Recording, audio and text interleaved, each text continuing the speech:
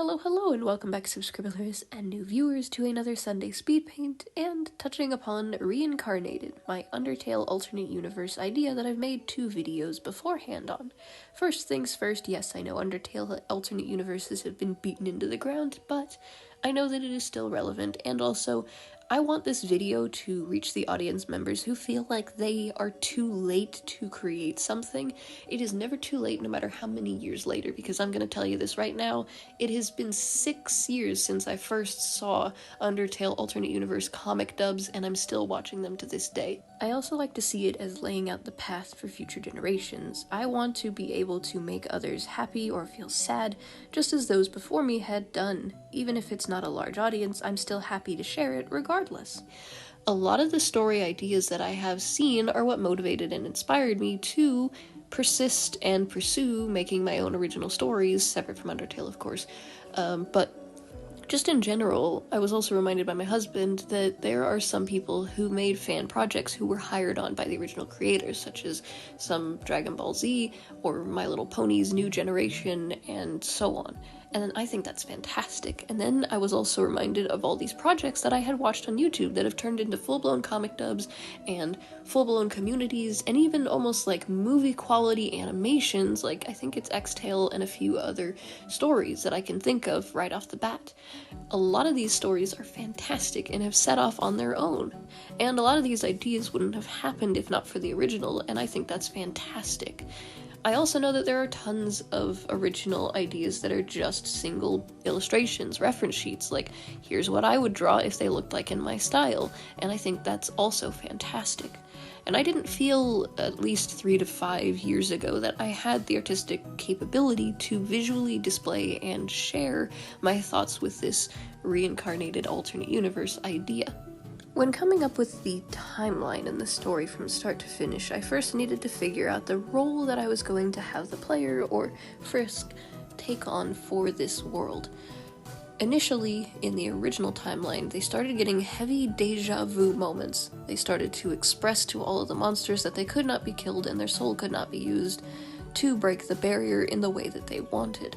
And I'd like it actually to be really important to the story that when Frisk mentions that perhaps they could fuse their soul in a neutral agreement with one of the monsters and then be set free, they bring up Azrael, and they bring up Flowey, and they bring up all of these things that happened. And in the original timeline, they don't know that Azrael is Flowey. And because it is slightly hinted that Flowey had control over the timelines and reset over and over and over again, I want this to be important because I also want Gaster to be involved in this timeline. And in turn, of course, I also would like Alphys and a few of the other monsters to be involved. For these experiments that Alphys made, it was probably to push monster souls past the breaking point, and I wanted that to be important because in Frisk's case, humans also would probably have wanted to push their magic past the breaking point, so having kids super young be able to use these magical abilities, I wanted it to be mostly contained to the underground. They are able to see monster and human souls, they are also able to have save points and reset abilities to a certain area of containment. And when they bring up the story and Frisk realizes that this isn't going to work out for either of them because they both have 2 different ideas of what they want out of this, when the story resets completely and everything is altered and fabric of reality is broken in this reincarnation timeline, it affected Frisk, aging them to an adult, and they're not sure if the outside world changed. They're not sure if everyone else had aged or if it was a case of changing their form completely. For Frisk, because they're a human, they couldn't really have a more monstrous form. The impact that it had for the underground is that every monster gained a more monstrous form and had scars from their previous lives of the reincarnation. So, for instance, Sans has a scratch right on their eye where the skull is cracked. They have horns and a tail for more physical, literally looking like they are a mix of a demon and a scorpion, something that is really out for revenge, but you could still work with them he's still humorous, he's more got that dry bone sense of humor, where he goes to dark humor in this timeline when you try anything suspicious if you go for a neutral ending, but if you go for a pacifist ending, he's a lot more calm.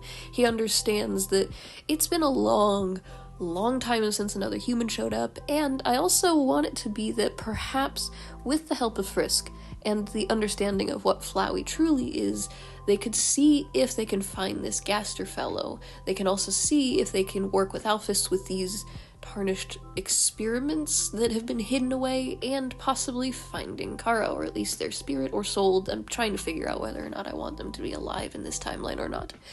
But also, I'm not 100% sure if I want to also play out the factors of what if instead of a pacifist ending they go for a genocidal ending and they utilize this new abilities that they have, where they have stronger magic, they have stronger determination, and also they may struggle a bit with the fact that Sans remembers what happened to their brother because they are literally wearing this scarf and they have the scars from the previous fights.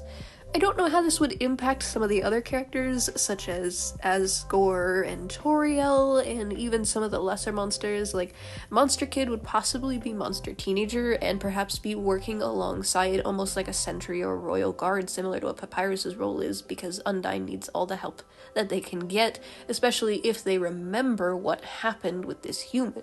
They'd probably be more on guard, and some of the other characters that are side characters would have a more important role, like the dog guards in Snowdin, and even further down with Mettaton and all of the others in each environment and area.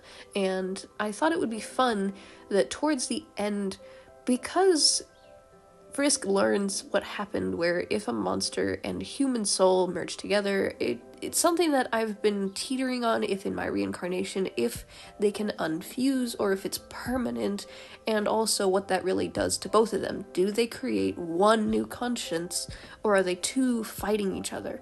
I wanted this to actually affect Frisk and Kara, where perhaps they actually question if monsters could fuse together with monsters, or if humans could fuse together with humans, what kind of an impact that could have. Would that implode the timelines, or would it just have no effect at all? Because then when they think, if all of these human souls merged into one monster, like Asgore planned, and they wanted to break the barrier, what would that really do to them? Because I thought it would be interesting that if in a bad ending, Asgore completes their mission, and not only do they take Frisk's soul, but they now have an extra soul if Kara's still alive. They've lost all hope, and they just want to free monsters. They give themselves up, or even Flowey takes control, and they give up, and they just take all of these human souls, and it's too much, and it just breaks everything. And either they go on a tirade on the surface, collecting more human souls, creating an apocalyptic ending, or it backfires, and they malfunction, and almost like how with the corrupted souls in Alphys's lab, it melts this monster to a point where they are useless. All these human souls are too much, and just but these are just loose ideas, because I'm thinking that in the true ending, or what I'd call the pacifist ending, you work alongside all these monsters and you are able to change Flowey back to Azrael permanently with the assistance of Kara.